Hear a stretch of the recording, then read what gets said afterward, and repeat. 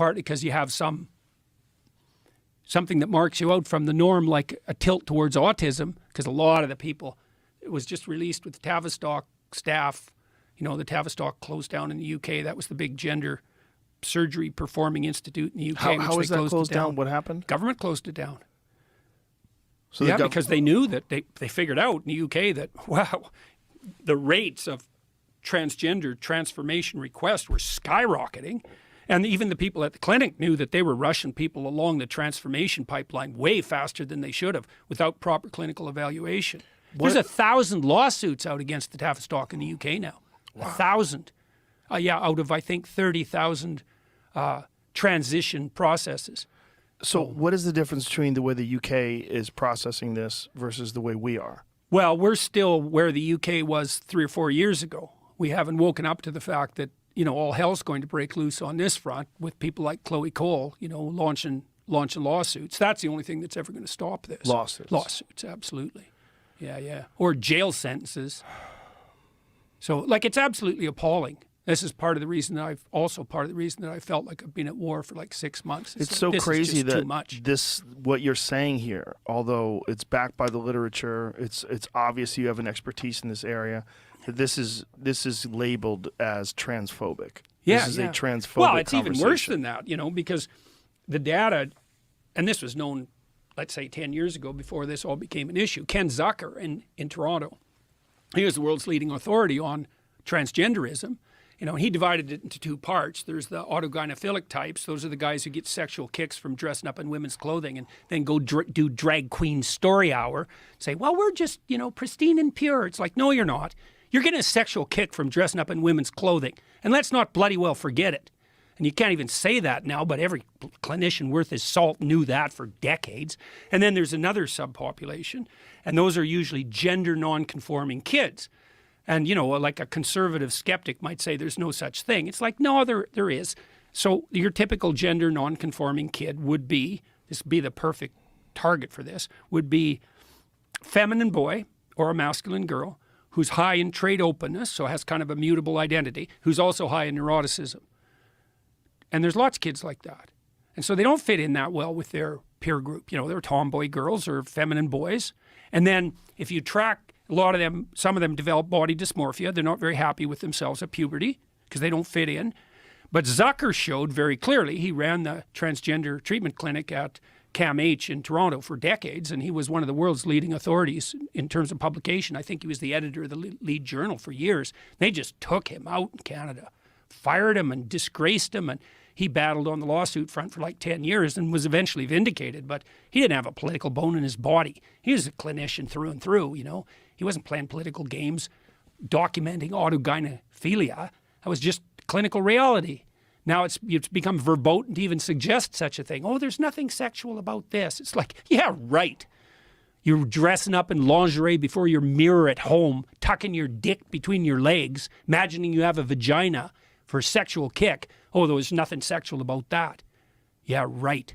Bloody absolute liars. Now, then you have the kids who don't fit in on the gender front. That's a different pathway. But with them, if you leave them alone, so do no harm, leave them alone. 90% of them accept their body, their sex, by age 18 or 19. And 80% of them are gay.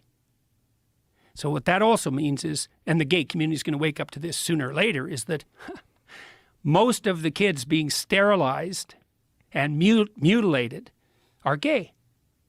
80% of them. So I don't see how the LGBT alliance is going to hold up under that sort of reality. So, yeah, that's for sure, man. What a crazy situation. And here, let's add something equally ugly to it, since we haven't gone far enough yet.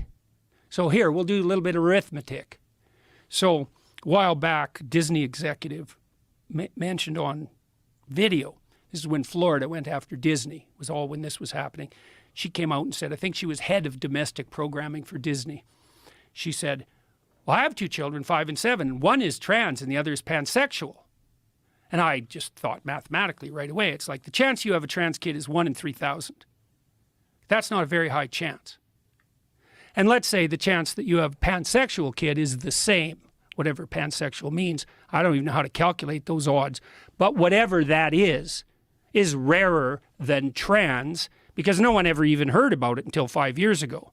So the joint probability that you have a trans kid and a pansexual kid is 1 in 9 million. The odds that you're a pathological narcissist sacrificing your own children to the glorification of your compassion is 8,999,999 to 1. So, like, do you have a trans kid and a pansexual kid, or are you a devouring mother? Well, you can look at the odds and decide for yourself. Jesus. Oh, yeah. Oh, yeah. No kidding. Look, man, Freud was no dummy when he pointed to the fact that the devouring mother was one of the major impediments to proper human development. He knew that, looking deep into the darkest families and seeing this proclivity of the overprotective mother to destroy the developing integrity of the child, to keep the child infantile, to cling to that relationship instead of developing a life for herself and letting the child go flourish. That's Hansel and Gretel, right? You're lost in the woods. Why?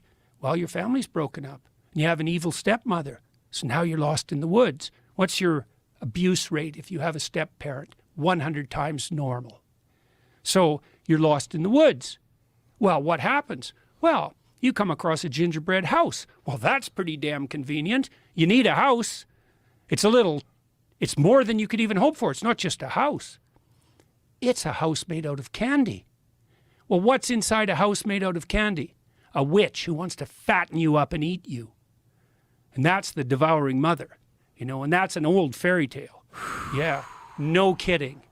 Yeah, and so, we could dwell on that for a minute too. One of the things we won't honestly discuss in our society, one of many, is the fundamental nature of female political psychopathology.